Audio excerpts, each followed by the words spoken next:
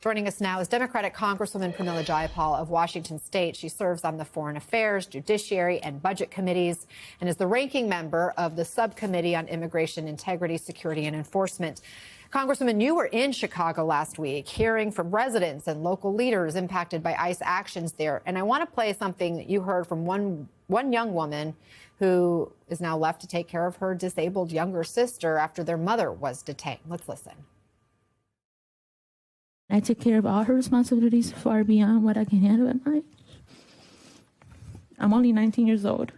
I'm still a kid who has so much to learn, and yeah, I feel like in the last 4 weeks I've grown up fast, taking all of my mom's responsibilities as fast as she was taken away from us. I don't know what to do in this moment. Her absence is tearing our family apart, and I am pleading for mercy and compassion so that we have her back with us. Stories like that are tough to listen to. What is your message to Americans facing realities like this and pleading to Democrats for help? Anna, Genesis was so brave, so courageous. She is one of the many people that we heard from when we were in Chicago. I was able to bring 19 members of Congress, all Democrats, of course, from all over the country for this shadow hearing because Republicans refused to hold ICE accountable. And what we heard, both in private roundtables as well as public hearing, was the kind of stories like Genesis. I mean, the day before we had a roundtable, private roundtable, because people are terrified to speak out with directly impacted people. And there was a young man who serves in the armed services abroad who had to fly home because his father was detained. By the time he arrived back, his father was deported. And he said, I put my life on the line for the military, for this country, and my father has been deported. Another young woman whose mother was selling tamales and was picked up, similar to Genesis's story, and she is left now taking care of her younger siblings.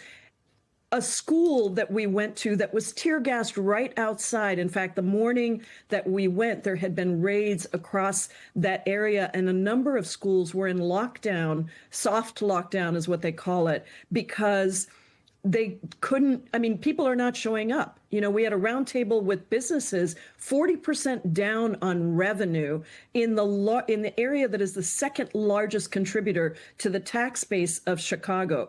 And so really on every level, this is so horrific. And I think that the accountability has to come from all of us, including Republicans, because when you have the director of the Customs and Border Protection division throwing tear gas against a court order, it shows just how lawless this administration is and how the public has to rise up, because certainly Republicans at this moment are not doing so. Well, we have this judge now calling the Border Patrol official there before her to address some of the tear gas that's being deployed and whether it's in violation of a court order.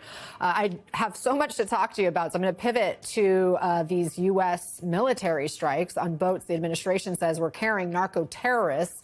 We're now seeing a growing number of Republicans raise concerns, but others, like Senator Lindsey Graham, are defending the strikes. Listen to him. You got a commander-in-chief's not going to put up with this crap. We're not going to sit on the sidelines and watch boats full of drugs come to our country. We're going to blow them up and kill the people that want to poison America. And we're now going to expand operations, I think, to the land. He has all the authority in the world. This is not murder. This is protecting America from being poisoned by narco-terrorists coming from Venezuela and Colombia.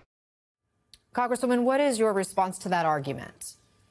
What is so horrific about what Lindsey Graham is saying is he is giving away the powers of Congress that are in the Constitution. If the president can just go bomb anyone that he wants without any approval from Congress, without any actual legitimate evidence that what he says is happening is actually happening, which we know he lies all the time, then we are in for a whole lot of trouble, because the United States is going to be bombing all kinds of people with no evidence. And most disturbing is that this is not how the Constitution is supposed to work. This is not how the powers of Congress are supposed to work. There is supposed to be a check and a balance. So Lindsey Graham is absolutely wrong. This is murder. And it is absolutely unconstitutional for the president to start declaring war on any country. By the way, Anna, the American people don't want this either. This is the president that was supposed to get us out of wars, not into wars. All this is happening as the shutdown drags on. And now, as we've been reporting, funding is set to run out for those SNAP benefits that are so essential for literally tens of millions of people in this country who get government assistance to buy the basics, to buy food. Democrats are holding the line, right, on the healthcare issue right now. What do you say to those constituents who are worried about feeding their families?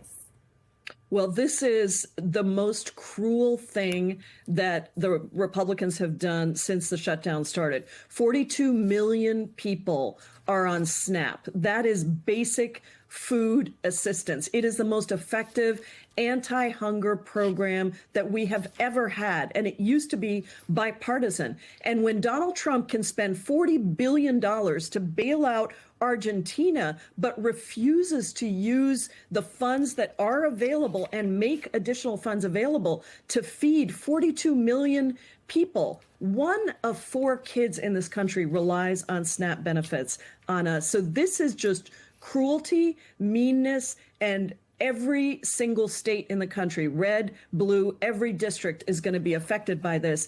We are insisting as Democrats that he release the funds that are already available so that there is no disruption in food benefits to people across this country. You're talking about those contingency funds That's that right. could be dipped into. Congresswoman Pramila Jayapal, thank you for your time and your perspective.